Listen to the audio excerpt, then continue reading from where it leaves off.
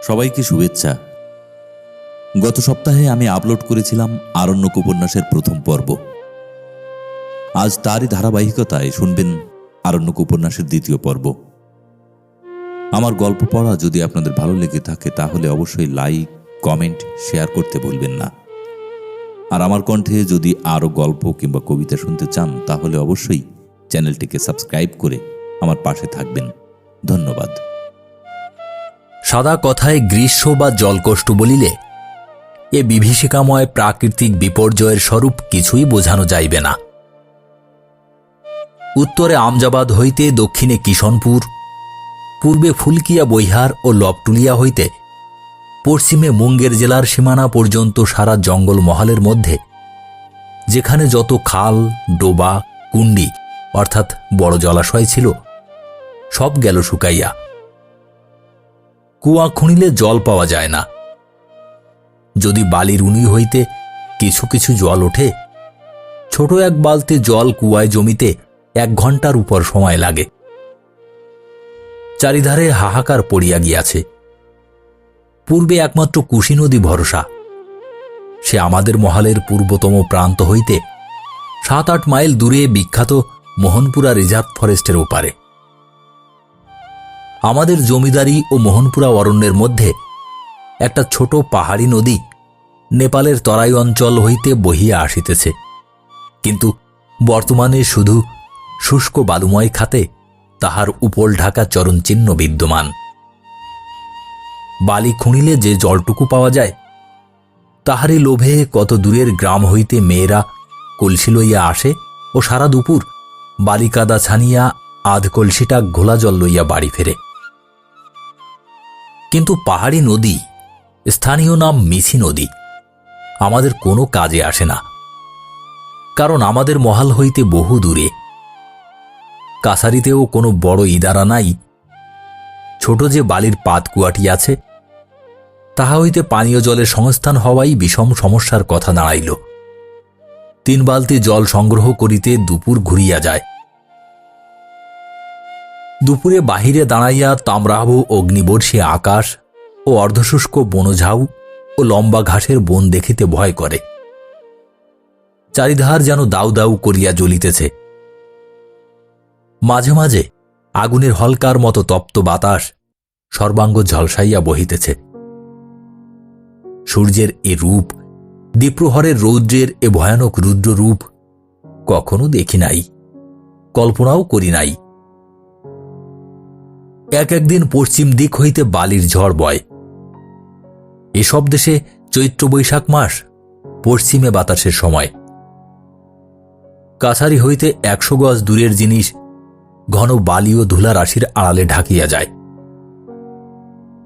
অর্ধেক দিন রামধনিয়া টহলদার আসিয়া জানায়, কুয়ামে পানি নেইছে হুজুর। কোনো দিন ঘণ্টা খানেক ধরিয়া ছানিয়া ছানিয়া বালির ভিতর হইতে আধ বালতির তরল কর্দম স্নানের জন্য আমার সামনে আনিয়া ধরে। সেই ভয়ানক গ্রীষ্মে তাহাই তখন অমূল্য। একদিন দুপুরের পরে কাছারির পিছনে একটা হরিতকি গাছের তলায় স্বল্প ছায়ায় দাঁড়াইয়া আছি। হঠাৎ চারিধারে চাহিয়া মনে হইল, দুপুরের এমন চেহারা কখনো দেখিত নাই। এ জায়গা হইতে চলিয়া গেলে আর কোথাও দেখিবও না। আজন্ম বাংলাদেশের দুপুর দেখিয়াছি, জ্যৈষ্ঠ মাসের খর রৌদ্রভরা দুপুর দেখিয়াছি, কিন্তু এ রুদ্রমূর্তি তাহার নাই।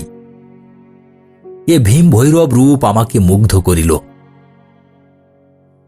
সূর্যের দিকে চাহিয়া দেখিলাম একটা বিরাট অগ্নিকুণ্ড। ক্যালসিয়াম পুড়িতেছে, হাইড্রোজেন পুড়িতেছে, লোহা পুড়িতেছে, নিকেল পুড়িতেছে, কোবাল্ট পুড়িতেছে। জানা অজানা শত শত রকমের গ্যাস ও ধাতু কোটি যোজন ব্যাটযুক্ত দীপ্ত ফার্নেসে একসঙ্গে পুড়িতেছে। তারই ধুধু আগুনের ঢেউ অসীম শূন্যের ইথারের স্তর ভেদ করিয়া ফুলকিয়া বৈহার ও ধোলাই টোলার তৃণভূমিতে বিস্তীর্ণ অরণ্যে আসিয়া লাগিয়া প্রতি তৃণপত্রের শিরা উপশিরার সব রসটুকু শুকাইয়া ঝামা করিয়া দিক দিগন্ত ঝলসাইয়া পুড়াইয়া শুরু করিয়াছে ধ্বংসের এক তাণ্ডব লীলা। চাহিয়া দেখিলাম দূরে দূরে প্রান্তরে সর্বত্র কম্পমান তাপতরঙ্গ ও তাহার ওধারে তাপজনিত একটি অস্পষ্ট কুয়াশা। গ্রীষ্ম দুপুরে কখনো এখানে আকাশ নীল দেখিলাম না। তাম্রাবহ কটা, শূন্য, একটি চিল শকুনিও নাই। পাখির দল দেশ ছাড়িয়া পালাইয়াছে। কি অদ্ভুত সৌন্দর্য ফুটিয়াছে এই দুপুরের। খর উত্তাপকে অগ্রাহ্য করিয়া সেই হরিতকি তলায় দাঁড়াইয়া রহিলাম কতক্ষণ। সাহারা দেখি নাই, সোয়েন হেডিনের বিখ্যাত টাকলামাকান মরুভূমি দেখি নাই, গোবি দেখি নাই, কিন্তু এখানে মধ্যাহ্নের এই রুদ্র ভৈরব রূপের মধ্যে সেসব স্থানের অস্পষ্ট আভাস ফুটিয়া উঠিল। কাছারি হইতে 3 মাইল দূরে একটি বনে ঘেরা ক্ষুদ্র কুণ্ডিতে সামান্য একটু জল ছিল। কুণ্ডিটাতে গত বর্ষার জলে খুব মাছ হইয়াছিল বলিয়া শুনিয়াছিলাম। খুব গভীর বলিয়া এই অনাবৃষ্টিতেও তাহার জল একেবারে শুকাইয়া যায় নাই। কিন্তু সে জলে কাহারও কোনো কাজ হয় না। প্রথমত তার কাছাকাছি অনেক দূর লইয়া কোনো মানুষের বসতি নাই। দ্বিতীয়ত জল ও তীরভূমির মধ্যে কাদা এত গভীর যে কোমর পর্যন্ত বসিয়া যায়। কলসিতে জল পুড়িয়া পুনরায় তীরে উত্তীর্ণ হবার আশা বড়ই কম। আরেকটি কারণ এই যে জলটা খুব ভালো নয়, স্নান বা পানের আদৌ উপযুক্ত নয়। জলের সঙ্গে কি জিনিস মিশানো আছে জানি না, কিন্তু কেমন একটা অপ্রীতিকর ধাতব গন্ধ। একদিন সন্ধ্যায় পশ্চিমে বাতাস ও উত্তাপ কম পড়িয়া গেলে ঘোড়ায় বাহির হইয়া ওই কুণ্ডিটার পাশের উঁচু বালিয়াড়ি ও বনঝাউয়ের জঙ্গলের পথে উপস্থিত হইয়াছি। পিছনে গ্রাঁট সাহেবের সেই বড় বট গাছের আড়ালে সূর্য অস্ত যাইতেছিল। কাছারির খানিকটা জল বাঁচাইবার জন্য ভাবিলাম এখানে ঘোড়াটাকে একবার জল খাওয়াইয়া লই। যত কাদা হোক ঘোড়া ঠিক উঠিতে পারিবে। জঙ্গল পার হইয়া কুণ্ডির ধারে গিয়া এক অদ্ভুত দৃশ্য চোখে পড়িল। কুণ্ডির চারিধারে কাদার উপর 8-10টা ছোট বড় সাপ, অন্যদিকে 3টি প্রকাণ্ড মহিষ একসঙ্গে জল খাইতেছে।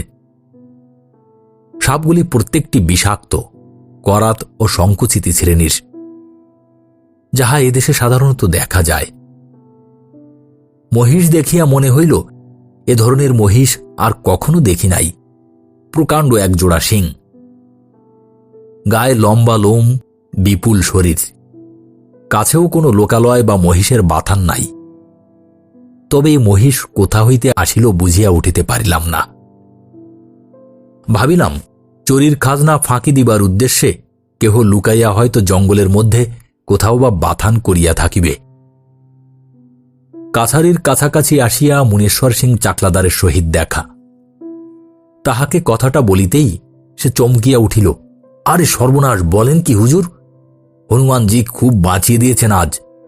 ও পোষা ভহিস নয়, ও হল আড়ন, বুনো বহিস হুজুর। মোহনপুরা জঙ্গল থেকে এসেছে জল খেতে। এ অঞ্চলে কোথাও জল নেই তো, জল কষ্টে পড়ে এসেছে। কাছারিতে তখনই কথাটা রাষ্ট্র হইয়া গেল। সকলেই এক বাক্যে বলিল, হুজুর খুব বেঁচে গিয়েছেন। বাঘের হাতে পড়লে বরং রক্ষা পাওয়া যেতে পারে, বুনো মহিষের হাতে পড়লে নিস্তার নেই। আর এই সন্ধ্যাবেলা নির্জন জায়গায় যদি একবার আপনাকে ওরা তাড়া করত, ঘোড়া ছুটিয়ে বাঁচতে পারতেন না হুজুর। তারপর হইতে জঙ্গলে ঘেরা ওই ছোট কুণ্ডিটা বন্য জানোয়ারের জলপানের একটা প্রধান আড্ডা হইয়া দাঁড়াইল। অনাবৃষ্টি যত হইতে লাগিল, রৌদ্রের ক্রমবর্ধমান প্রখরতায় দিক দিগন্তে দাবদাহ যত প্রচণ্ড হইয়া উঠিতে লাগিল, খবর আসিতে লাগিল সেই জঙ্গলের মধ্যে কুণ্ডিতে লোকে বাঘকে জল খাইতে দেখিয়াছে, বুনো মহিষকে জল খাইতে দেখিয়াছে, হরিণের পালকে জল খাইতে দেখিয়াছে। নীলগাই ও বুনো শুয়ার তো আছেই, কারণ শেষের 2 প্রকার জানোয়ার এ জঙ্গলে অত্যন্ত বেশি। আমি নিজে আর একদিন জ্যোৎস্না রাত্রে ঘোড়ায় করিয়া কুণ্ডিতে যাই শিকারের উদ্দেশ্যে। সঙ্গে 3-4 জন সিপাহী ছিল, 2-3টি বন্দুকও ছিল। সে যা দৃশ্য দেখিয়াছিলাম সে রাত্রে জীবনে ভুলিবার নয়। তাহা বুঝিয়া লইতে হইলে কল্পনায় ছবি আঁকিয়া লইতে হইবে এক জনহীন জ্যোৎস্নাময়ী রাত্রি ও বিস্তীর্ণ বন প্রান্তরের। আরও কল্পনা করিয়া লইতে হইবে সারা বনভূমি ব্যাপিয়া এক অদ্ভুত নিস্তব্ধতার। অভিজ্ঞতা না থাকিলে যদিও সে নিস্তব্ধতা কল্পনা করা প্রায় অসম্ভব। উষ্ণ বাতাস অর্ধশুষ্ক কাশ ডাঁটার গন্ধে নিবিড় হইয়া উঠিয়াছে। লোকালয় হইতে বহু দূরে আসিয়াছি, দিগবিদিগের জ্ঞান হারাইয়া ফেলিয়াছি। কুণ্ডিতে প্রায় নিঃশব্দে জল খাইতেছে একদিকে 2টি নীলগাই, অন্যদিকে 2টি হায়না। নীলগাই 2টি একবার হায়নাদের দিকে চাহিতেছে, হায়নারা একবার নীলগাই 2টির দিকে চাহিতেছে। আর 2 দলের মাঝখানে 2-3 মাস বয়সের এক ছোট নীলগাইয়ের বাচ্চা। অমন করুণ দৃশ্য কখনো দেখি নাই। দেখিয়া পিপাসার্ত বন্য জন্তুদের নিরীহ শরীরে অতর্কিতে গুলি মারিবার প্রবৃত্তি হইল না। এদিকে বৈশাখও কাটিয়া গেল, কোথাও এক ফোঁটা জল নাই। এক বিপদ দেখা দিল। এই সুবিস্তীর্ণ বনপ্রান্তরের মাঝে মাঝে লোকে দিক হারাইয়া আগেও পথ ভুলিয়া যাইত। এখন এই সব পথহারা পথিকদের জলাভাবে প্রাণ হারাইবার সমূহ আশঙ্কা দাঁড়াইল। কারণ ফুলকিয়া বৈহার হইতে গ্রান্ট সাহেবের বটগাছ পর্যন্ত বিশাল তৃণভূমির মধ্যে কোথাও এক বিন্দু জল নাই। একাত্রা শুষ্কপ্রায় কুণ্ড যেখানে আছে, অনভিজ্ঞ দিগ্ভ্রান্ত পথিকের পক্ষে সেসব খুঁজিয়া পাওয়া সহজ নয়। একদিনের ঘটনা বলি। সেদিন বেলা 4টার সময় অত্যন্ত গরমে কাজে মন বসাইতে না পারিয়া একখানা কি বই পড়িতেছি। এমন সময় রামবীর সিং আসিয়া এত্তেলা করিল। কাছারির পশ্চিম দিকে উঁচু ডাঙার উপরে একজনকে অদ্ভুত ধরনের পাগলা লোক দেখা যাইতেছে। সে হাত পা নাড়িয়া দূর হইতে কি যেন বলিতেছে। বাহিরে গিয়া দেখিলাম সত্যই দূরের ডাঙাটার উপরে কি একজন দাঁড়াইয়া। মনে হইল মাতালের মতো টলিতে টলিতে এদিকেই আসিতেছে। কাছারি শুদ্ধ লোক জড়ো হইয়া সেদিকে হাঁ করিয়া চাহিয়া আছে দেখিয়া আমি 2 জন সিপাহী পাঠাইয়া দিলাম লোকটাকে এখানে আনিতে। লোকটাকে যখন আনা হইল দেখিলাম তাহার গায়ে কোনো জামা নাই, পরনে মাত্র একখানা ফর্সা ধুতি। চেহারা ভালো, রং গৌরবর্ণ, কিন্তু তাহার মুখের আকৃতি অতি ভীষণ। গালের 2 কষ বাহিয়া ফেনা বাহির হইতেছে। চোখ দুটি জবা ফুলের মতো লাল, চোখে উন্মাদের মতো দৃষ্টি। আমার ঘরের দাওয়ায় একটা বালতিতে জল ছিল, তাই দেখিয়া সে পাগলের মতো ছুটিয়া বালতির দিকে গেল। মুনেশ্বর সিং চাকলাদার ব্যাপারটা বুঝিয়া তাড়াতাড়ি বালতি সরাইয়া লইল। তাহার পর তাহাকে বসাইয়া হাঁ করাইয়া দেখা গেল জিভ ফুলিয়া বিভৎস ব্যাপার হইয়াছে। অতি কষ্টে জিভটা মুখের এক পাশে সরাইয়া একটু একটু করিয়া তার মুখে জল দিতে দিতে আধ ঘণ্টা পরে লোকটা কথঞ্চিৎ সুস্থ হইল। কাছারিতে লেবু ছিল, লেবুর রস ও গরম জল 1 গ্লাস তাহাকে খাইতে দিলাম। ক্রমে ঘণ্টা খানেক পরে সে সম্পূর্ণ সুস্থ হইয়া উঠিল। শুনিলাম তার বাড়ি পাটনা। গালার চাষ করিবার উদ্দেশ্যে সে এ অঞ্চলে কুলের জঙ্গলের অনুসন্ধান করিতে পূর্ণিয়া হইতে রওনা হইয়াছে আজ 2 দিন পূর্বে। তারপর দুপুরের সময় আমাদের মহালে ঢুকিয়াছে এবং একটু পরে দিগ্ভ্রান্ত হইয়া পড়িয়াছে। কারণ এরকম একঘেয়ে একই ধরনের গাছে ভরা জঙ্গলে দিক ভুল করা খুব সোজা, বিশেষত বিদেশি লোকের পক্ষে। কালকার ভীষণ উত্তাপে ও গরম পশ্চিমে বাতাসের দমকার মধ্যে সারা বৈকাল ঘুরিয়াছে, কোথাও এক ফোঁটা জল পায় নাই, একটা মানুষের সঙ্গে দেখা হয় নাই। রাত্রে অবসন্ন অবস্থায় এক গাছের তলায় শুইয়াছিল। আজ সকাল হইতে আবার ঘোরা শুরু করিয়াছে। মাথা ঠান্ডা রাখিলে সূর্য দেখিয়া দিক নির্ণয় করা হয়তো তার পক্ষে খুব কঠিন হইত না, অন্তত পূর্ণিয়াও ফিরিয়া যাইতে পারিত। কিন্তু ভয়ে দিশাহারা হইয়া একবার এদিক একবার ওদিক ছুটাছুটি করিয়াছে আজ সারা দুপুর। তাহার উপর খুব চিৎকার করিয়া লোক ডাকিবার চেষ্টা করিয়াছে। কোথায় লোক? ফুলকিয়া বৈহারের কুলের জঙ্গল যেদিকে, সেদিক হইতে লবটুলিয়া পর্যন্ত 10-12 বর্গ মাইল ব্যাপী বনপ্রান্তর সম্পূর্ণ জনমানব শূন্য। সুতরাং আশ্চর্যের বিষয় নয় যে তাহার চিৎকার কেহ শোনে নাই। আরও তাহার আতঙ্ক হইবার কারণ, সে ভাবিয়াছিল তাহাকে জঙ্গলের মধ্যে জিন পড়িতে পাইয়াছে, মারিয়া না ফেরিয়া ছাড়িবে না। তাহার গায়ে একটা জামা ছিল, কিন্তু আজ অসহ্য পিপাসায় দুপুরের পরে এমন গা জ্বলুনি শুরু হইয়াছিল যে জামাটা খুলিয়া কোথায় ফেলিয়া দিয়াছে।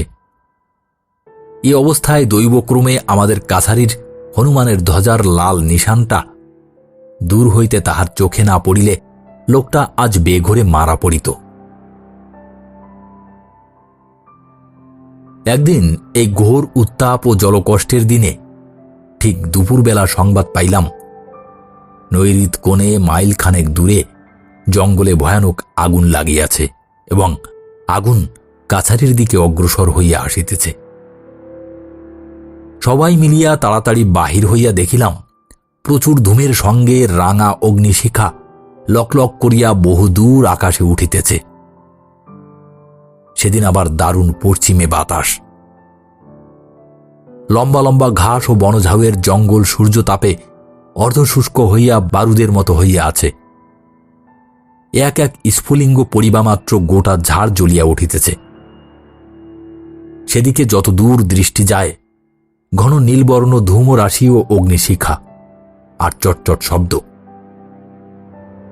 ঝড়ের মুখে পশ্চিম হইতে পূব দিকে বাঁকা আগুনের শিখা ঠিক যেন ডাক গাড়ির বেগে ছুটিয়া আসিতেছে আমাদের কয়খানা খড়ের বাংলোর দিকেই। সকলেরই মুখ শুকাইয়া গেল। এখানে থাকিলে আপাতত তো বেড়া আগুনে ঝলসাইয়া মরিতে হয়। দাবানল তো আসিয়া পড়িল। ভাবিবার সময় নাই।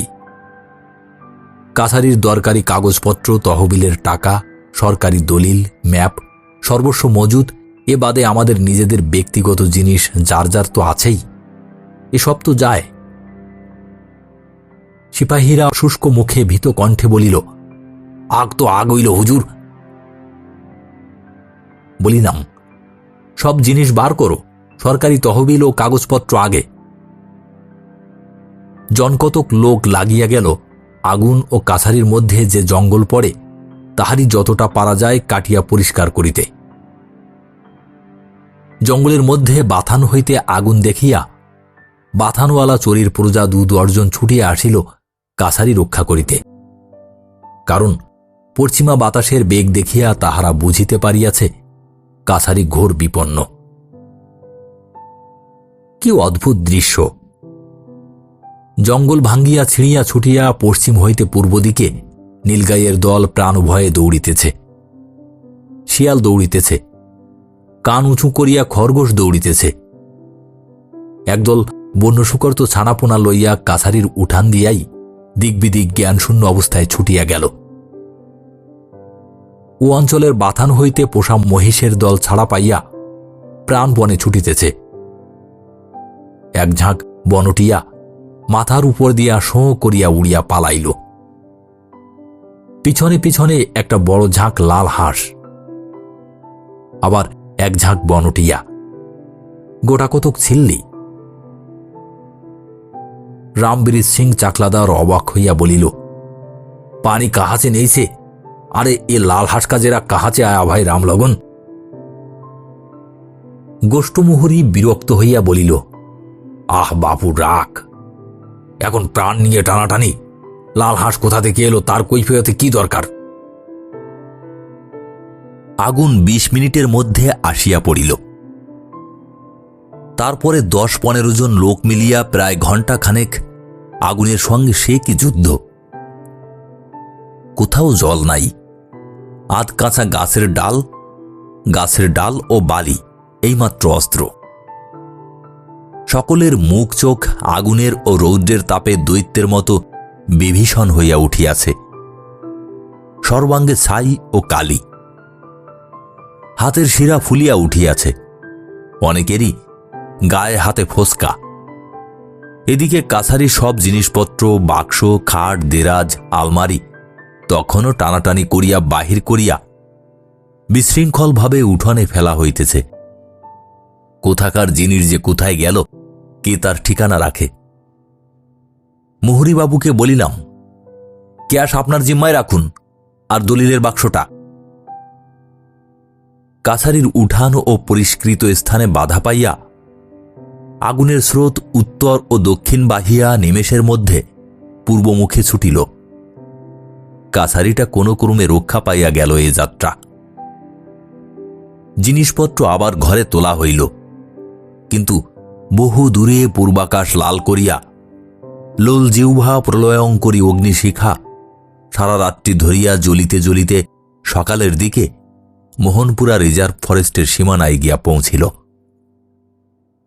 ২-৩ দিন পরে খবর পাওয়া গেল, কারো ও কুশি নদীর তীরবর্তী কর্দমে ৮-১০টা বন্য মহিষ, ২টি চিতাবাঘ, কয়েকটা নীলগাই হাবড়ে পড়িয়া পুঁতিয়া রহিয়াছে।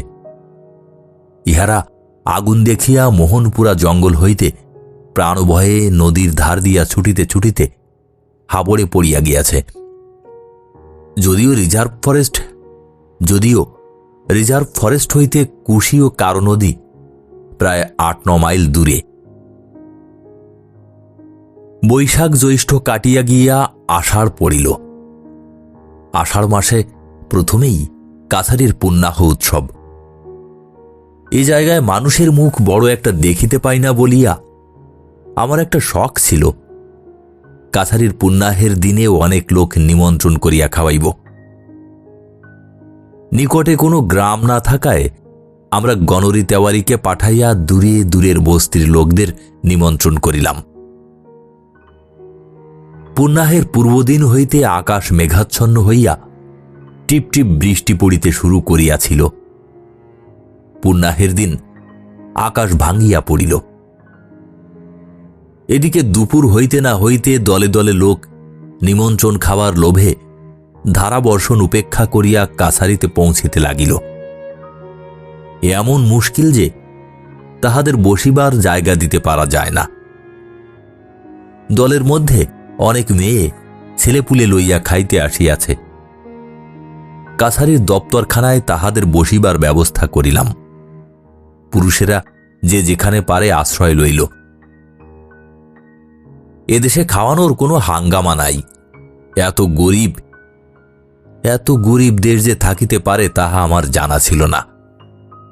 বাংলাদেশ যতই গরিব হোক, এদের দেশের সাধারণ লোকদের তুলনায় বাংলাদেশের গরিব লোকেও অনেক বেশি অবস্থাপন্ন।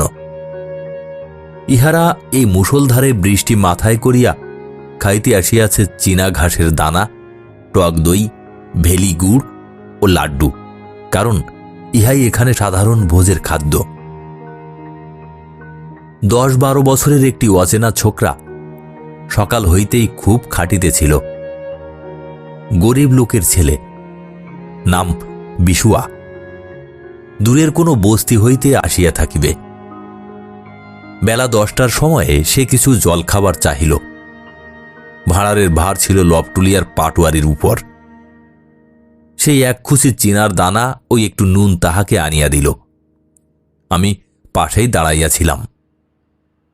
ছেলেটি কালো, কুচকুচে, সুশ্রী মুখটা যেন পাথরের কৃষ্ণ ঠাকুর। সে যখন ব্যস্ত সমস্ত হইয়া মলিন মোটা মারখানি ৮ হাতি থান কাপড়ের খুঁট পাতিয়া সেই তুচ্ছ জলখাবার লইল, তখন তাহার মুখে সে কি খুশির হাসি!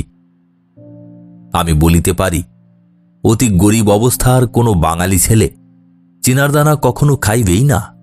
খুশি হওয়া তো দূরের কথা, কারণ একবার শখ করিয়া চিনার দানা খাইয়া যে স্বাদ পাইয়াছি, তাহাতে মুখরোচক সুখাদ্যের হিসাবে তাহাকে উল্লেখ কখনোই করিতে পারিব না। বৃষ্টির মধ্যে কোনো রকমে তো ব্রাহ্মণ ভোজন একরকম চুকিয়া গেল।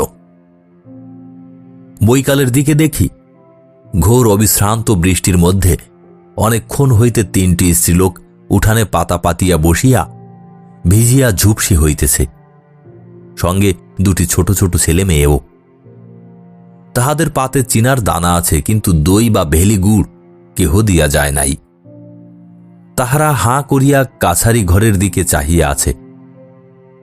পাটোয়ারিকে ডাকিয়া বলিলাম, এদের কে দিচ্ছে? এরা বসে আছে কেন? আর এদের এই বৃষ্টির মধ্যে উঠোনে বসিয়েছেই বা কে?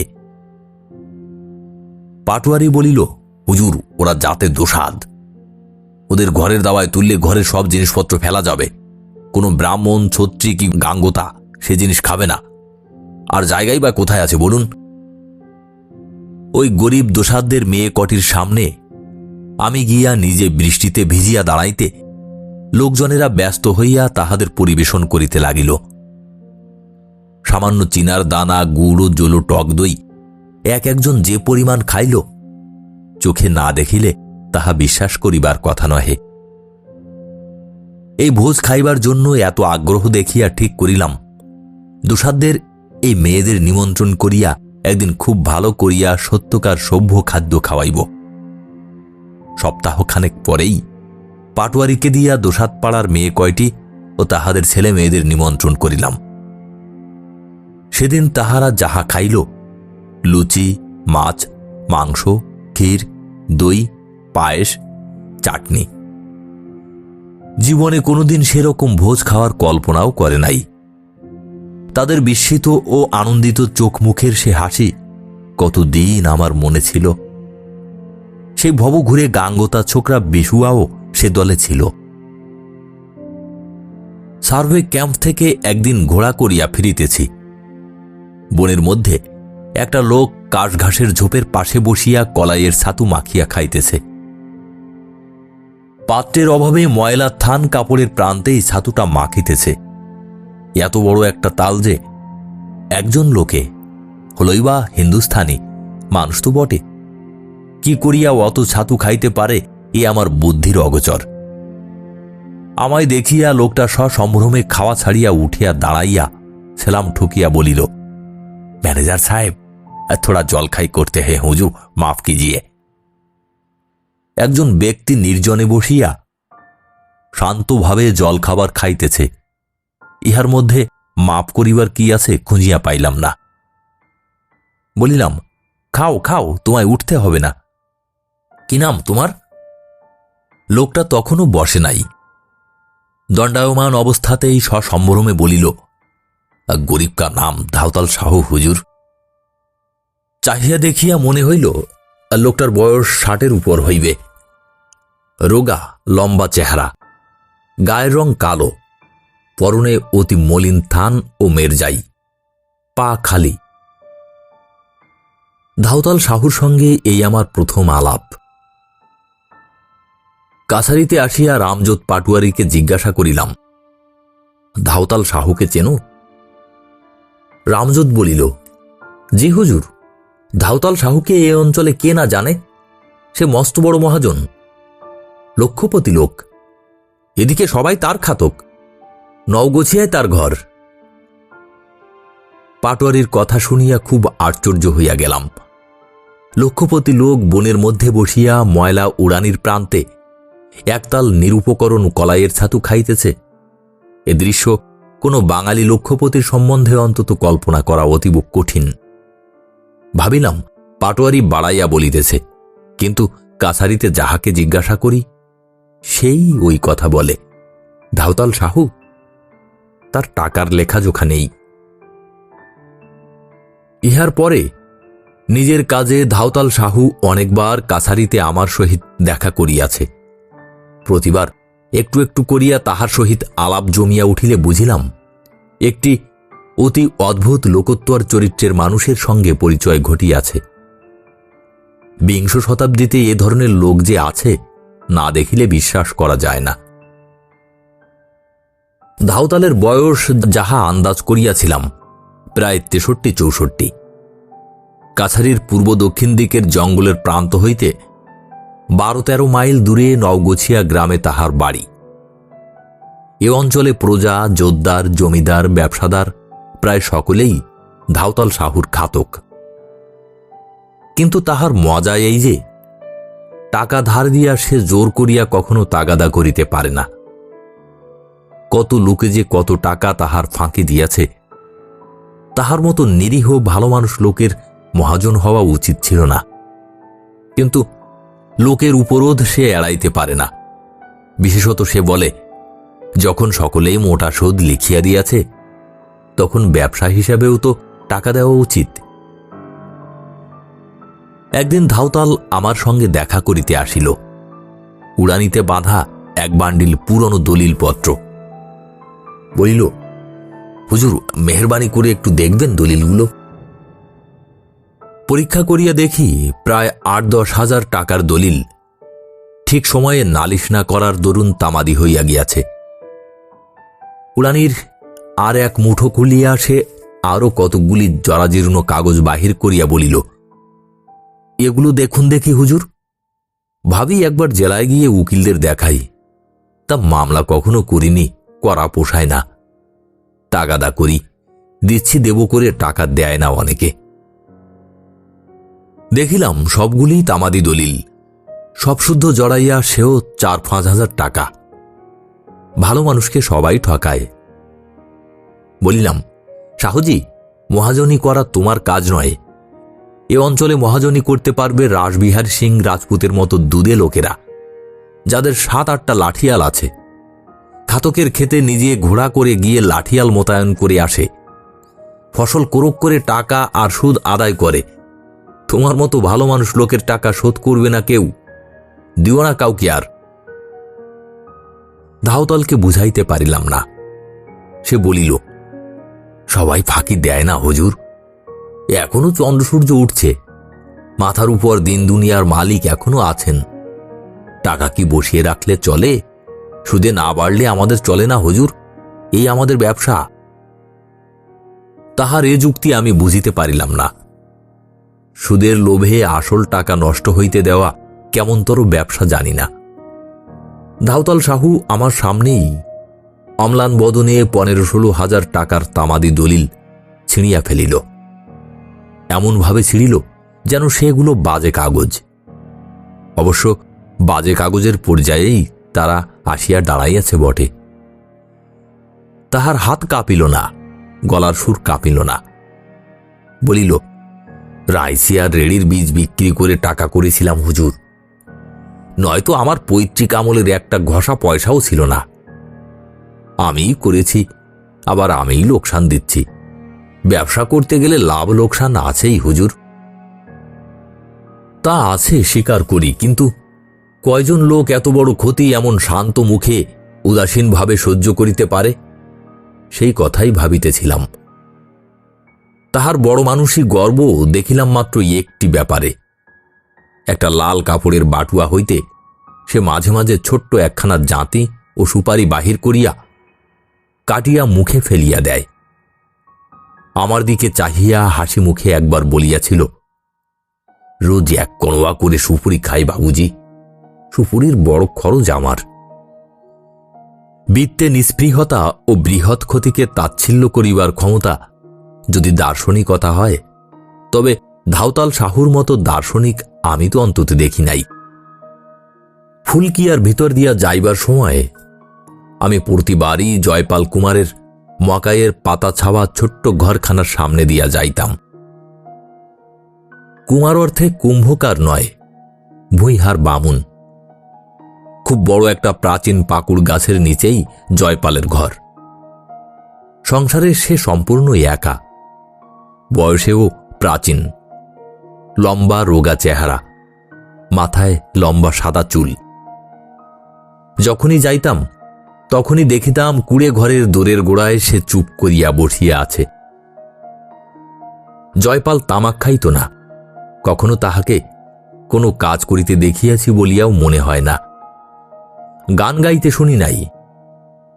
সম্পূর্ণ কর্মশূন্য অবস্থায় মানুষ কিভাবে যে এমন ঠায় চুপ করিয়া বসিয়া থাকিতে পারে জানি না। জয়পালকে দেখিয়া বড় বিস্ময় ও কৌতূহল বোধ করিলাম। প্রতিবারই উহার ঘরের সামনে ঘোড়া থামাইয়া উহার সহিত দুটা কথা না বলিয়া যাইতে পারিতাম না।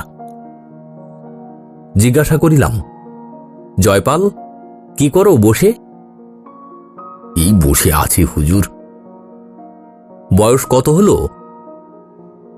তা হিসেব রাখিনি, তবে যেবার কুশি নদীর ফুল হয় তখন আমি মহিষ চড়াতে পারি। বিয়ে করেছিলে? ছেলেপুলে ছিল? পরিবার মরে গিয়েছে আজ 20-25 বছর। দুটো মেয়ে ছিল, তারাও মারা গেল, সেও 13-14 বছর আগে। এখন একাই আছি। আচ্ছা, এই যে একা এখানে থাকো, কারো সঙ্গে কথা বলো না, কোথাও যাও না, কিছু করো না, এ ভালো লাগে?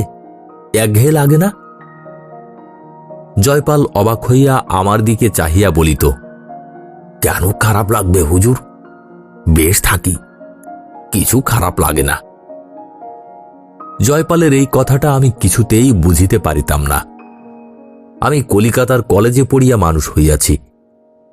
হয় কোনো কাজ, নয়তো বন্ধু বান্ধবের সঙ্গে আড্ডা, নয় বই, নয় সিনেমা, নয় বেড়ানো, এছাড়া মানুষ কি করিয়া থাকে বুঝি না। ভাবিয়া দেখিতাম দুনিয়ার কত কি পরিবর্তন হইয়া গেল। গত 20 বছর জয়পাল কুমার ওর ঘরের দোরটাতে ঠায় চুপ করিয়া বসিয়া বসিয়া তার কতটুকু খবর রাখে। আমি যখন ছেলেবেলায় স্কুলের নিচের ক্লাসে পড়িতাম তখনও জয়পাল এমনি করিয়া বসিয়া থাকিত। বিয়ে যখন পাশ করিলাম তখনও জয়পাল এমনি করিয়া বসিয়া থাকে। আমার জীবনেরই নানা ছোট বড় ঘটনা, যা আমার কাছে পরম বিস্ময়কর বস্তু, তারই সঙ্গে মিলাইয়া জয়পালের এই বৈচিত্র্যহীন নির্জন জীবনের অতীত দিনগুলির কথা ভাবিতাম। জয়পালের ঘরখানা গ্রামের একেবারে মাঝখানে হইলেও কাছেও অনেকটা পতিত জমি ও মকাই ক্ষেত, কাজেই আশেপাশে কোনো বসতি নাই। ফুলকিয়া নিতান্ত ক্ষুদ্র গ্রাম, 10-15 ঘর লোকের বাস। সকলেই চতুর্দিক ব্যাপী জঙ্গল মহলে মহিষ চড়াইয়া দিন গুজরান করে। সারাদিন ভূতের মতো খাটে, আর সন্ধ্যার সময় কলাইয়ের ভুসির আগুন জ্বালাইয়া তার চারিপাশে পাড়া শুদ্ধ বসিয়া গল্পগুজব করে, খৈনি খায় কিংবা শালপাতার পিকার ধূমপান করে। হুঁকায় তামাক খাওয়ার চলন এদেশে খুবই কম, কিন্তু কখনো কোনো লোককে জয়পালের সঙ্গে আড্ডা দিতে দেখি নাই। প্রাচীন পাকুড় গাছটার মগডালে বকেরা দল বাঁধিয়া বাস করে। দূর হইতে দেখিলে মনে হয় গাছের মাথায় থোকা থোকা সাদা ফুল ফুটিয়াছে। স্থানটা ঘন ছায়া ভরা, নির্জন, আর সেখানটাতে দাঁড়াইয়া যেদিকেই চোখ পড়ে সেদিকেই নীল নীল পাহাড় দূর দিগন্তে হাত ধরাধরি করিয়া ছোট ছেলে মেয়েদের মতো মণ্ডলাকারে দাঁড়াইয়া। আমি পাকুড় গাছের ঘন ছায়ায় দাঁড়াইয়া যখন জয়পালের সঙ্গে কথা বলিতাম তখন আমার মনে এই সুবৃহৎ বৃক্ষদলের নিবিড় শান্তি ও গৃহস্বামীর অনুদ্বিগ্ন নিস্পৃহ ধীর জীবনযাত্রা ধীরে ধীরে কেমন একটা প্রভাব বিস্তার করিত। ছুটাছুটি করিয়া বেড়াইয়া লাভ কি? কি সুন্দর ছায়া এই শ্যামবংশী বটের, কেমন মন্থর যমুনা জল। অতীতের শত শতাব্দী পায়ে পায়ে পার হইয়া সময় রুজানে চলিয়া যাওয়া কি আরামের। কিছু জয়পালের জীবনযাত্রার প্রভাব ও কিছু চারিধারের বাধা বন্ধন শূন্য প্রকৃতি আমাকেও ক্রমে ক্রমে যেন ওই জয়পাল কুমারের মতো নির্বিকার, উদাসীন ও নিস্পৃহ করিয়া তুলিতেছে। শুধু তাই নয়, আমার যে চোখ কখনো এর আগে ফোটে নাই, সে চোখ যেন ফুটিয়াছে। যে সব কথা কখনো ভাবি নাই তাহাই ভাবাইতেছে। ফলে এই মুক্ত প্রান্তর ও ঘন শ্যামা অরণ্য প্রকৃতিকে এত ভালোবাসিয়া ফেলিয়াছি যে একদিন পূর্ণিয়া কি মুঙ্গের শহরে কার্য উপলক্ষে গেলে মন উড়ু উড়ু করে। মন টিকিতে চায় না। মনে হয় কতক্ষণে জঙ্গলের মধ্যে ফিরিয়া যাইব, কতক্ষণে আবার সেই ঘন নির্জনতার মধ্যে, অপূর্ব জ্যোৎস্নার মধ্যে, সূর্যাস্তের মধ্যে, দিগন্তব্যাপী কালবৈশাখীর মেঘের মধ্যে, তারাভরা নিদাঘ নিশীথের মধ্যে ডুব দিব। ফিরিবার সময় সভ্য লোকালয়কে বহুদূর পিছনে ফেলিয়া মুকুন্দি চাকলাদারের হাতের বাবলা কাঠের খুঁটির পাশ কাটাইয়া যখন নিজের জঙ্গলের সীমানায় ঢুকি, তখন সুদূর বিসর্পী নিবিড় শ্যাম বনানী, প্রান্তর, শিলাস্তূপ, বনটিয়ার ঝাঁক, নীলগাইয়ের জেরা, সূর্যালোক, ধরণীর মুক্ত প্রসার আমায় একেবারেই এক মুহূর্তে অভিভূত করিয়া দেয়। খুব জ্যোৎস্না, তেমনি হাড় কাঁপানো শীত। পৌষ মাসের শেষ। সদর কাছারি হইতে লবটুলিয়ার ডিহি কাছারিতে তদারক করিতে গিয়াছি। লবটুলিয়ার কাছারিতে রাত্রে রান্না শেষ হইয়া সকলের আহারাদি হইতে রাত 11টা বাজিয়া যাইত। একদিন খাওয়া শেষ করিয়া রান্নাঘর হইতে বাহিরে আসিয়া দেখি, তত রাত্রে আর সেই কনকনে হিমবর্ষী আকাশের তলায় কে একটি মেয়ে ফুটফুটে জ্যোৎস্নায় কাছারির কম্পাউন্ডের সীমানায় দাঁড়াইয়া আছে। পাটোয়ারিকে জিজ্ঞাসা করিলাম, ওখানে কে দাঁড়িয়ে? পাটোয়ারি বলিল, ও কুন্তা। আপনার আসবার কথা শুনি আমায় কাল বলেছিল ম্যানেজার বাবু আসবেন, তার পাতের ভাত আমি গিয়ে নিয়ে আসব। আমার ছেলে পুলের বড় কষ্ট, তাই বলেছিলাম যাস। কথা বলিতেছি, এমন সময় কাছারির টহলদার বলোয়া আমার পাতের ডালমাখা ভাত, ভাঙ্গা মাছের টুকরা, পাতের গোড়ায় ফেলা তরকারি ও ভাত, দুধের বাটির ভুক্তাবশিষ্ট দুধ ভাত সব লইয়া গিয়া মেয়েটির আনিত একটা পেতলের কানা উঁচু থালায় ঢালিয়া দিল। মেয়েটি চলিয়া গেল। 8-10 দিন সেবার লবটুলিয়ার কাছারিতে ছিলাম। প্রতি রাত্রে দেখিতাম ইদারার পাড়ে সেই মেয়েটি আমার পাতের ভাতের জন্য সেই গভীর রাত্রে আর সেই ভয়ানক শীতের মধ্যে বাহিরে শুধু আঁচল গায়ে দিয়া দাঁড়াইয়া আছে। প্রতিদিন দেখিতে দেখিতে একদিন কৌতূহল বসে পাটোয়ারিকে জিজ্ঞাসা করিলাম, কুন্তা যে রোজ ভাত নিয়ে যায়, ও কে? আর এই জঙ্গলে থাকেই বা কোথায়? দিনে তো কখনো দেখিনি ওকে। পাটোয়ারি বলিল, বলছি হুজুর, ঘরের মধ্যে সন্ধ্যা হইতে কাঠের গুঁড়ি জ্বালাইয়া গনগনে আগুন করা হইয়াছে। তারই ধারে চেয়ার পাতিয়া অনেকক্ষণ ধরিয়া বসিয়া কিস্তির আদায়ী হিসাব মিলাইতেছিলাম। আহারাদি শেষ করিয়া আসিয়া মনে হইল একদিনের পক্ষে কাজ যথেষ্টই করিয়াছি। কাগজপত্র গুটাইয়া পাটোয়ারির গল্প শুনিতে প্রস্তুত হইলাম। শুনুন হুজুর, বছর 10 আগে এ অঞ্চলে দেবী সিং রাজপুতের বড় রবরবা ছিল। তার ভয়ে যত গাঙ্গতার চাষি ও চরির প্রজা জুজু হয়ে থাকত। দেবী সিং এর ব্যবসা ছিল খুব চড়া সুদে টাকা ধার দেওয়া এইসব লোককে, আর তারপর লাঠিবাজি করে সুদ আসল টাকা আদায় করা। তার তাবে 8-9 জন লাঠিয়াল পায়ে কি ছিল। এখন যেমন রাসবিহারী সিং রাজপুত এ অঞ্চলের মহাজন, তখন ছিল দেবী সিং। দেবী সিং যৌনপুর জেলা থেকে এসে পূর্ণিয়ায় বাস করে। তারপর টাকা ধার দিয়ে জোর জবরদস্তি করে এদেশের যত ভীতু গাঙ্গতা প্রজাদের হাতের মুঠোয় পুড়ে ফেললে। এখানে আসবার বছর কয়েক পরে সে কাশি যায় এবং সেখানে এক বাইজির বাড়ি গান শুনতে গিয়ে তার 14-15 বছরের মেয়ের সঙ্গে দেবী সিং এর খুব ভাব হয়। তারপর তাকে নিয়ে দেবী সিং পালিয়ে এখানে আসে। দেবী সিং এর বয়স তখন 27-28 হবে। এখানে এসে দেবী সিং তাকে বিয়ে করে, কিন্তু বাইজির মেয়ে বলে সবাই যখন জেনে ফেললে, তখন দেবী সিং এর নিজের জাত ভাই রাজপুতরা ওর সঙ্গে খাওয়া দাওয়া বন্ধ করে ওকে একঘরে করলে। পয়সার জোরে দেবী সিং সেসব গ্রাহ্য করত না। তারপর বাবুগিরি আর অযথা ব্যয় করে এবং এই রাসবিহারী সিং এর সঙ্গে মোকদ্দমা করতে গিয়ে দেবী সিং সর্বশান্ত হয়ে গেল। আজ বছর 4 হলো সে মারা গিয়েছে। ওই কুন্তাই দেবী সিং রাজপুতের সেই বিধবা স্ত্রী। এক সময়ে ও লবটুলিয়া থেকে কিং খাবের ঝালর দেওয়া পালকি চেপে কুশি ও কলবলিয়ার সঙ্গমে স্নান করতে যেত। বিকানির মিশ্রি খেয়ে জল খেত।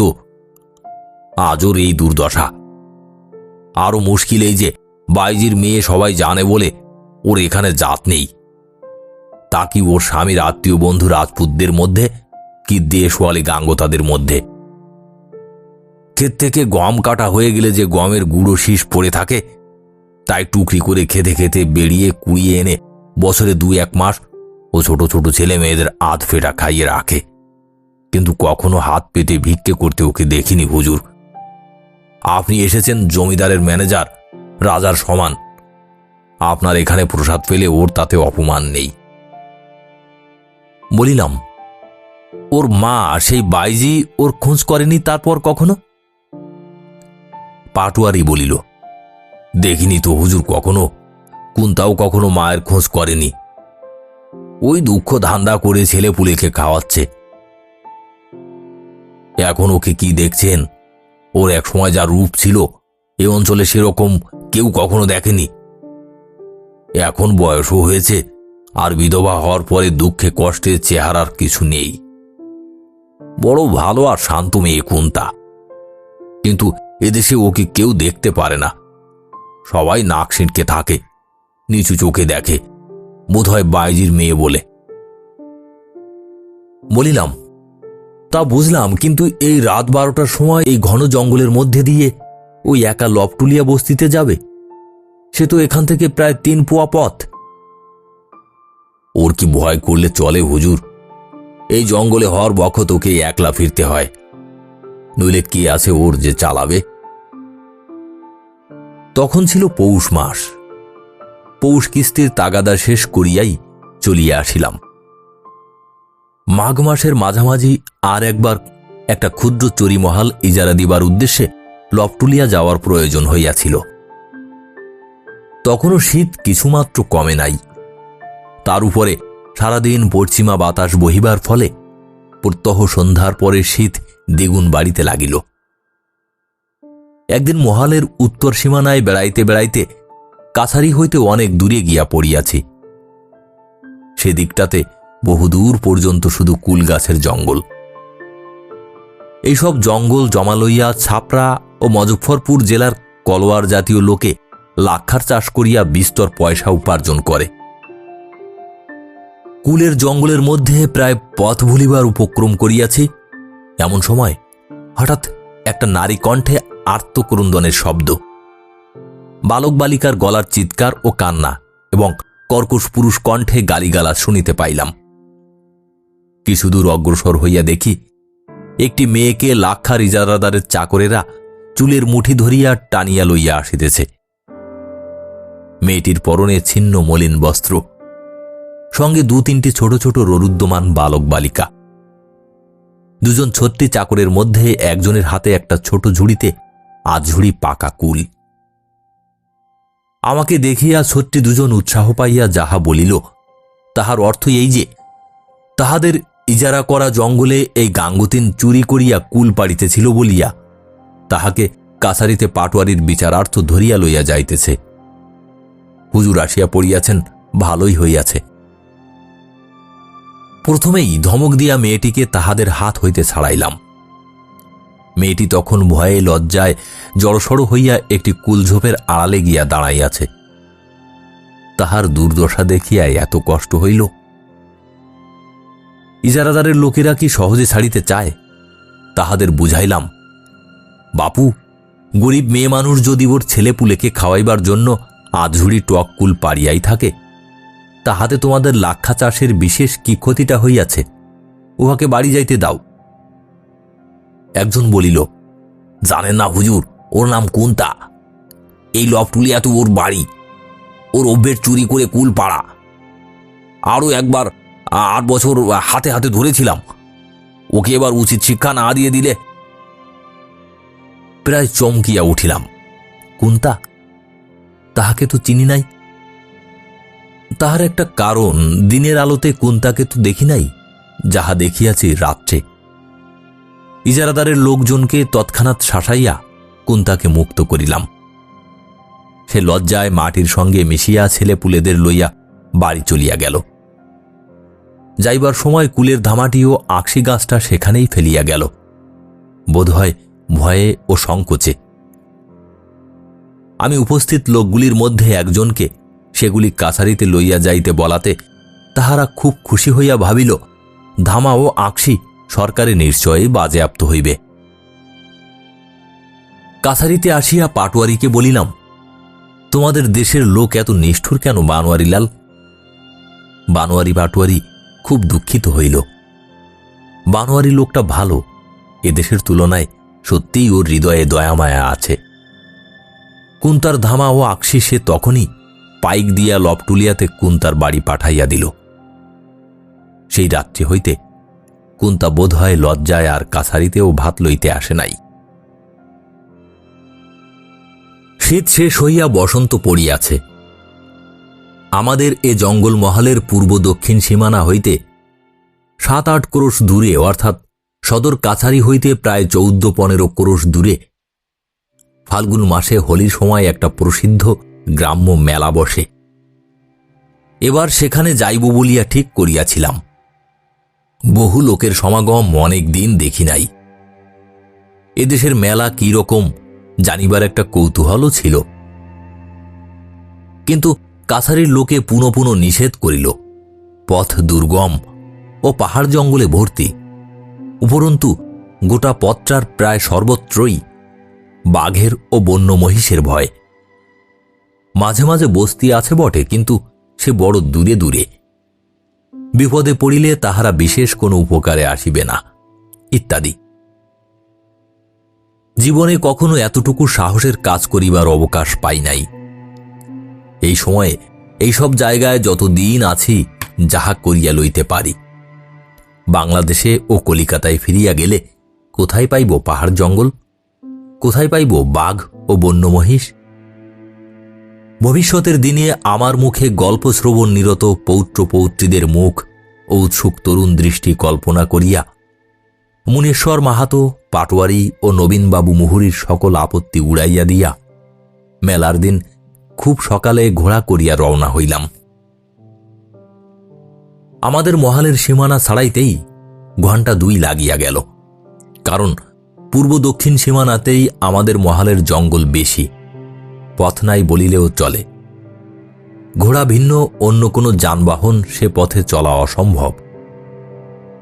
যেখানে সেখানে ছোট বড় শিলাখণ্ড ছড়ানো, শাল জঙ্গল, দীর্ঘ কাশ ও বনঝাউয়ের বন।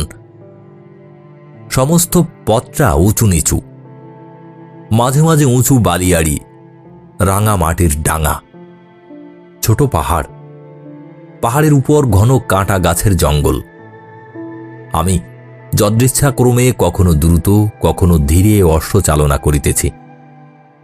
ঘোড়াকে কদম চালে ঠিক চালানো সম্ভব হইতেছে না। খারাপ রাস্তা, ইতস্তত বিক্ষিপ্ত শিলাখণ্ডের দরুন কিছু দূর অন্তর অন্তর ঘোড়ার চাল ভাঙিয়া যাইতেছে। কখনো গ্যালপ, কখনো দুলকি, কখনো বা পায়চারি করিবার মতো মৃদু গতিতে শুধু হাঁটিয়া যাইতেছে। আমি কিন্তু কাছারি ছাড়িয়া পর্যন্তই আনন্দে মগ্ন হইয়া আছি।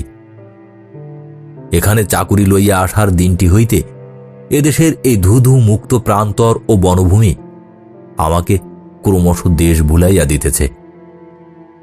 সভ্য জগতের শত প্রকারের আরামের উপকরণ ও অভ্যাসকে ভুলাইয়া দিতেছে। বন্ধুবান্ধব পর্যন্ত ভুলাইবার জোগাড় করিয়া তুলিয়াছে। যাক না ঘোড়া আসতে বা জোরে। শৈল সানুতে যতক্ষণ প্রথম বসন্তে প্রস্ফুটিত রাঙা পলাশ ফুলের মেলা বসিয়াছে, পাহাড়ের নিচে উপরে মাঠের সর্বত্র ঝুপসি গাছের ডাল ঝাড় ঝাড় ধাতু ফুলের ভারে অবনত। গোলগলি ফুলের নিষ্পত্র দুগ্ধ শুভ্র কাণ্ডে হলুদ রঙের বড় বড় সূর্যমুখী ফুলের মতো ফুল মধ্যাহ্নের রৌদ্রকে মৃদু সুগন্ধে অলস করিয়া তুলিয়াছে, তখন কতটা পথ চলিল কি রাখে তাহার হিসাব? কিন্তু হিসাব খানিকটা যে রাখিতেই হইবে, নতুবা দিকভ্রান্ত ও পথভ্রান্ত হইবার সম্পূর্ণ সম্ভাবনা। আমাদের জঙ্গলের সীমানা অতিক্রম করিবার পূর্বেই এ সত্যটি ভালো করিয়া বুঝিলাম। কিছুদূর তখন অন্যমনস্কভাবে গিয়াছি, হঠাৎ দেখি সম্মুখে বহু দূরে একটা খুব বড় অরণ্যানীর ধূম্রনীল শীর্ষদেশ রেখাকারে দিকবলয়ের সে অংশ এ প্রান্ত হইতে ও প্রান্ত পর্যন্ত বিস্তৃত। কোথা হইতে আসিল এত বড় বন এখানে? কাছারিতে কেহ তো এ কথা বলে নাই যে মৈশণ্ডীর মেলার কাছাকাছি কোথাও এমন বিশাল অরণ্য বর্তমান। পরক্ষণেই ঠাহর করিয়া বুঝিলাম পথ হারাইয়াছি। সম্মুখের বনরেখা মোহনপুরা রিজার্ভ ফরেস্ট না হইয়া যায় না, যাহা আমাদের কাছারি হইতে খাড়া উত্তর পূর্ব কোণে অবস্থিত। এসব দিকে চলতি বাঁধাপথ বলিয়া কোনো জিনিস নাই, লোকজনও কেহ বড় একটা হাঁটে না। তাহার উপর চারিদিকে দেখিতে ঠিক একই রকম, সেই এক ধরনের ডাঙা, এক ধরনের গোলগলি ও ধাতু ফুলের বন। সঙ্গে সঙ্গে আছে চড়া রৌদ্রের কম্পমান তাপ তরঙ্গ। দিক ভুল হইতে বেশিক্ষণ লাগে না আনাড়ি লোকের পক্ষে। ঘোড়ার মুখ আবার ফিরাইলাম। হুঁশিয়ার হইয়া গন্তব্যস্থানের অবস্থান নির্ণয় করিয়া একটা দিকচিহ্ন দূর হইতে আন্দাজ করিয়া বাছিয়া লইলাম। অকুল সমুদ্রের জাহাজ ঠিক পথে চালনা, অনন্ত আকাশে এরোপ্লেনের পাইলটের কাজ করা, আর এইসব অজানা সুবিশাল পথহীন বনপ্রান্তরে অশ্বচালনা করিয়া তাহাকে গন্তব্যস্থানে লইয়া যাওয়া প্রায় একই শ্রেণীর ব্যাপার। অভিজ্ঞতা যাহাদের আছে তাহাদের এ কথার সত্যতা বুঝিতে বিলম্ব হইবে না। আবার রৌদ্রদগ্ধ নিষ্পত্র গুল্মরাজি, আবার বনকুসুমের মৃদু মধুর গন্ধ, আবার অনাবৃত শিলা স্তূপ সদৃশ্য প্রতীয়মান গণ্ড শৈলমালা, আবার রক্তপলাশের শোভা। বেলা বেশ চড়িল। জল খাইতে পাইলে ভালো হইত, ইহার মধ্যেই মনে হইল। কারো নদী ছাড়া এ পথে কোথাও জল নাই জানি। এখনো আমাদের জঙ্গলের সীমা কতক্ষণে ছাড়াইব ঠিক নাই। কারো নদী তো বহু দূর। এ চিন্তার সঙ্গে তৃষ্ণা যেন হঠাৎ বাড়িয়া উঠিল। মুকুন্দি চাকলাদারকে বলিয়া দিয়াছিলাম, আমাদের মহালের সীমানায় সীমানা জ্ঞাপক বাবলা গাছের খুঁটি ও মহাবীরের ধ্বজার অনুরূপ যাহা হয় কিছু পুঁতিয়া রাখে। এ সীমানায় কখনো আসি নাই। দেখিয়া বুঝিলাম চাকলাদার সে আদেশ পালন করে নাই। ভাবিয়াছে এই জঙ্গল ঠেলিয়া কলিকাতার ম্যানেজার বাবু আর সীমানা পরিদর্শনে আসিয়াছেন, তুমিও যেমন। কে খাটিয়া মরে, যেমন আছে তেমনিই থাকুক। পথের কিছু দূরে আমাদের সীমানা ছাড়াইয়া এক জায়গায় ধোঁয়া উঠিতেছে দেখিয়া সেখানে গেলাম। জঙ্গলের মধ্যে একদল লোক কাঠ পুড়াইয়া কয়লা করিতেছে। এই কয়লা তাহারা গ্রামে গ্রামে শীতকালে বেচিবে। এদেশের শীতে গরিব লোকে মালসায় কয়লার আগুন করিয়া শীত নিবারণ করে। কাঠ কয়লা 400 পয়সায় বিক্রি হয়, তাও কিনিবার পয়সা অনেকের জোটে না। আর এত পরিশ্রম করিয়া কাঠ কয়লা পুড়াইয়া পয়সায় 400 দরে বেচিয়া কয়লাওয়ালাদের মজুরি বা কিভাবে পোষায় তাও বুঝি না। এদেশে পয়সা জিনিসটা বাংলাদেশের মতো সস্তা নয়। এখানে আসিয়া পর্যন্ত তা দেখিতেছি। শুকনো কাশ ও সাবাই ঘাসের ছোট্ট একটা ছাউনি কেঁদ ও আমলকির বনে।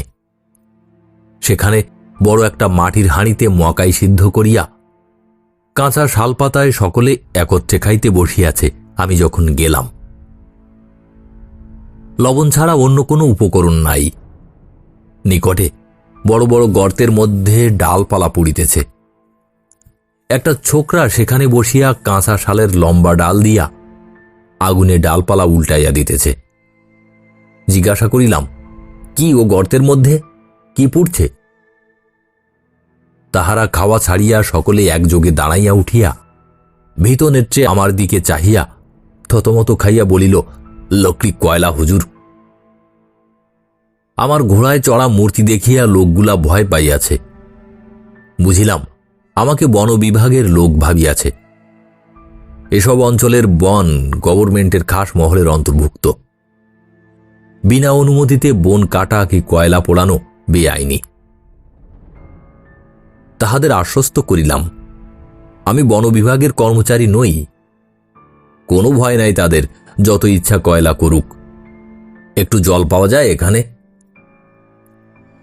খাওয়া ফেলিয়া একজন ছুটিয়া গিয়া মাজা ঝকঝকে জামবাটিতে পরিষ্কার জল আনিয়া দিল। জিজ্ঞাসা করিয়া জানিলাম কাছেই বনের মধ্যে ঝর্ণা আছে, তার জল। ঝর্ণা? আমার কৌতূহল হইল, ঝর্ণা কোথায়? শুনি নাই তো এখানে ঝর্ণা আছে। উহারা বলিল, ঝর্ণা নাই হুজুর, উনুই। পাথরের গর্তে একটু একটু করে জল জমে, 1 ঘন্টায় আধশের জল হয়, খুব ছাপা পানি, ঠান্ডাও বহুত। জায়গাটা দেখিতে গেলাম। কি সুন্দর ঠান্ডা বনবীথি। পাখিরা বোধহয় এই নির্জন অরণ্যে শিলাতলে শরৎ বসন্তের দিনে কি গভীর নিশীথ রাত্রে জলকেলি করিতে নামে। বনের খুব ঘন অংশে বড় বড় পিয়াল ও কেঁদের ডালপালা দিয়া ঘেরা একটা নাবাল জায়গা। তলাটা কালো পাথরের, একখানা খুব বড় প্রস্তর বেদি যেন কালে ক্ষয় পাইয়া ঢেকির গড়ের মতো হইয়া গিয়াছে, যেন খুব একটা বড় প্রাকৃতিক পাথরের খোড়া। তার উপর সপুষ্প পিয়াল শাখা ঝুপসি হইয়া পড়িয়া ঘন ছায়ার সৃষ্টি করিয়াছে। পিয়াল ও শালমঞ্জুরির সুগন্ধ বনের ছায়ায় ভুর ভুর করিতেছে। পাথরের খোলে বিন্দু বিন্দু জল জমিতেছে। এইমাত্র জল তুলিয়া লইয়া গিয়াছে, এখনো 5 ছটাক জলও জমে নাই। উহারা বলিল, এ ঝর্ণার কথা অনেকে জানে না হুজুর। আমরা বনে জঙ্গলে হর বখত বেড়াই, আমরা জানি। আরো মাইল 5 গিয়া কারো নদী পড়িল। খুব উঁচু বালির পাড়, দুধারে।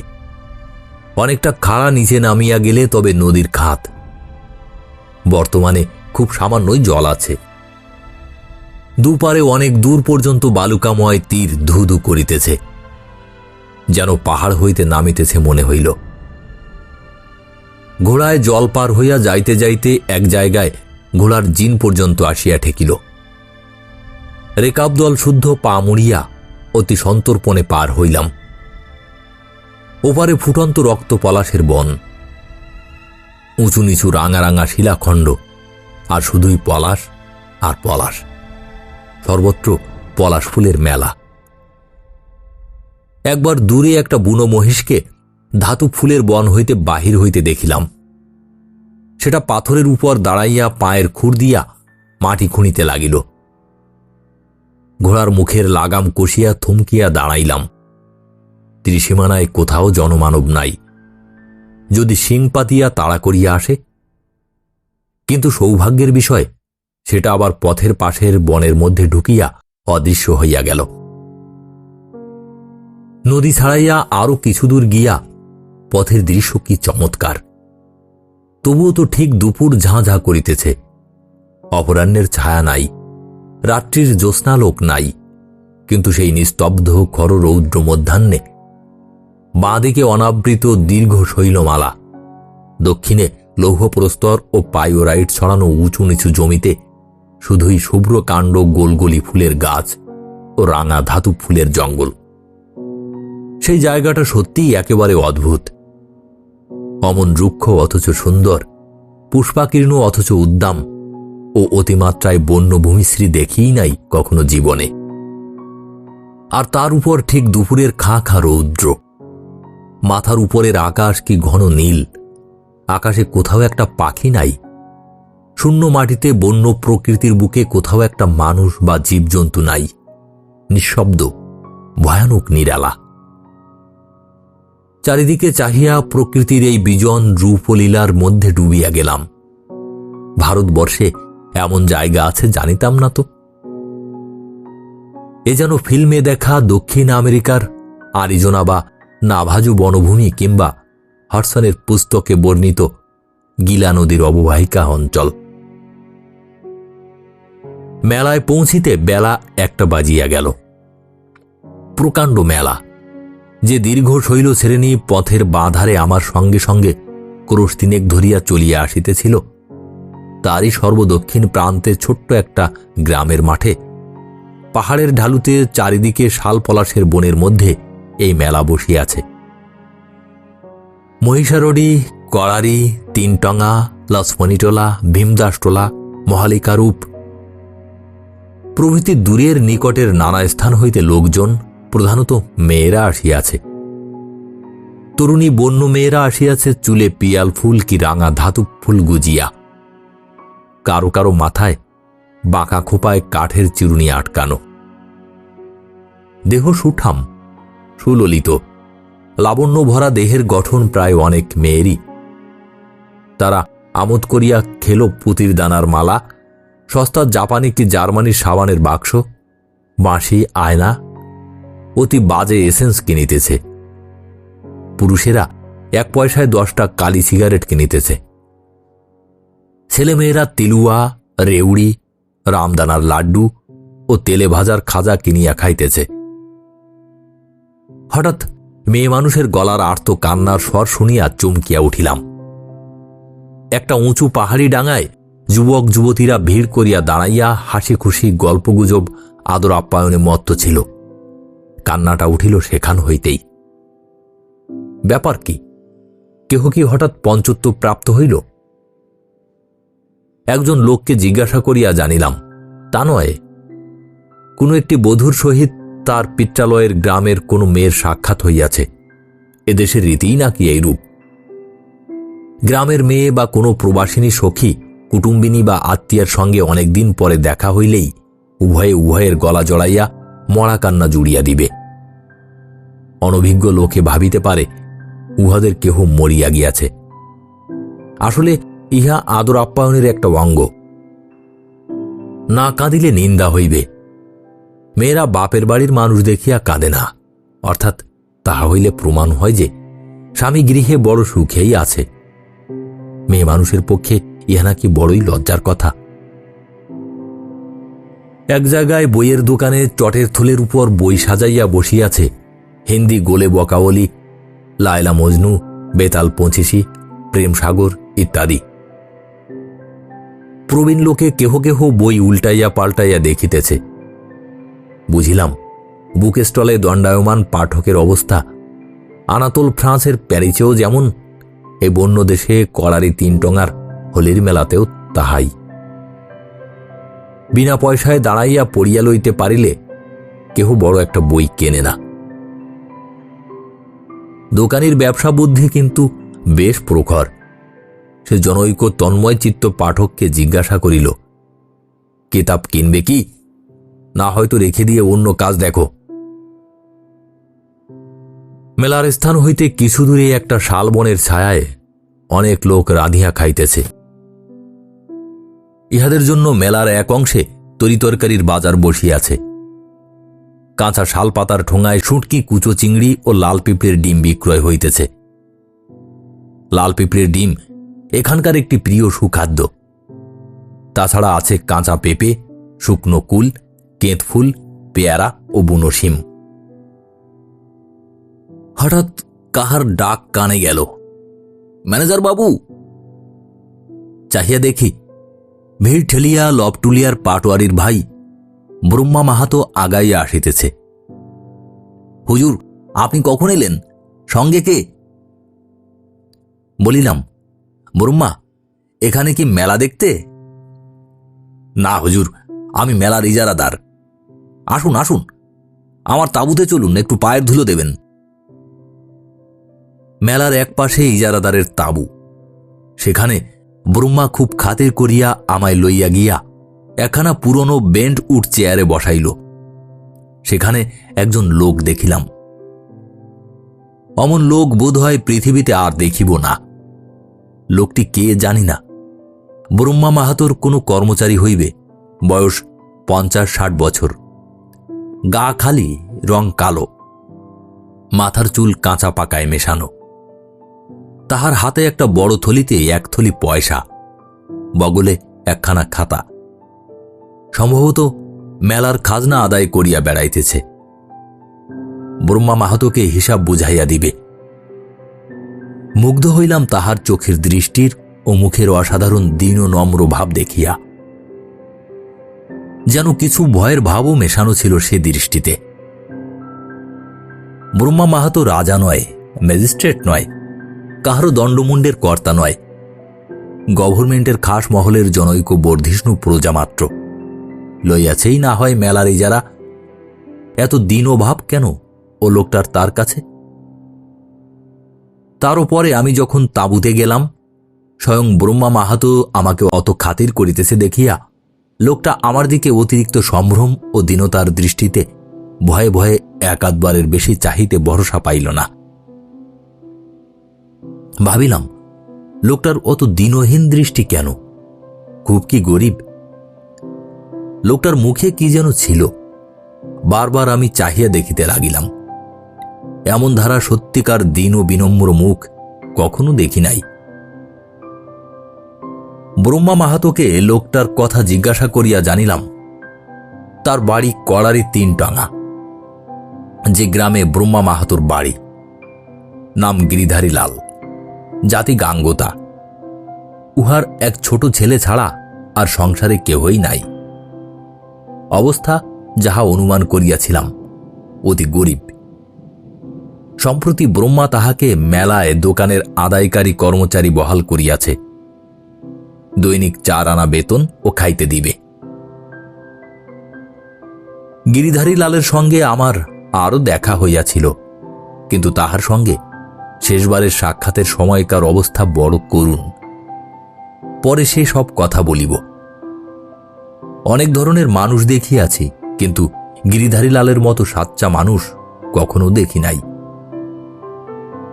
কত কাল হইয়া গেল, কত লোককে ভুলিয়া গিয়াছি, কিন্তু যাহাদের কথা চিরকাল মনে আঁকা আছে ও থাকিবে, সেই অতি অল্প কয়েকজন লোকের মধ্যে গিরিধারী লাল একজন। বেলা পড়িয়া আসিতেছে, এখনই রওনা হওয়া দরকার। ব্রহ্মা মাহাতোকে সে কথা বলিয়া বিদায় চাহিলাম। ব্রহ্মা মাহাতো তো একেবারে আকাশ হইতে পড়িল। তাঁবুতে যাহারা উপস্থিত ছিল তাহারা হাঁ করিয়া আমার মুখের দিকে চাহিল। অসম্ভব, এই 20 মাইল রাস্তা অবেলায় ফেরা। হুজুর কলিকাতার মানুষ, এ অঞ্চলের পথের খবর জানা নাই, তাই এ কথা বলিতেছেন। 10 মাইল যাইতে সূর্য যাইবে ডুবিয়া, না হয় জ্যোৎস্নারাত্রি হইল। ঘন পাহাড় জঙ্গলের পথ, মানুষজনও কোথাও নাই। বাঘ বাহির হইতে পারে, বুনো মহিষ আছে। বিশেষত পাকা কুলের সময় এখানে ভালুক তো নিশ্চয় বাহির হইবে। কারো নদীর উপারে মহালিখারূপের জঙ্গলে এই তো সেদিনেও এক গরুর গাড়ির গাড়োয়ানকে বাঘে লইয়াছে। বেচারি জঙ্গলের পথে একা আসিতেছিল। অসম্ভব হুজুর, রাত্রে এখানে থাকুন, খাওয়া দাওয়া করুন, যখন দয়া করিয়া আসিয়াছেন গরিবের ডেরায়। কাল সকালে তখন ধীরে সুস্থে গেলেই হইবে।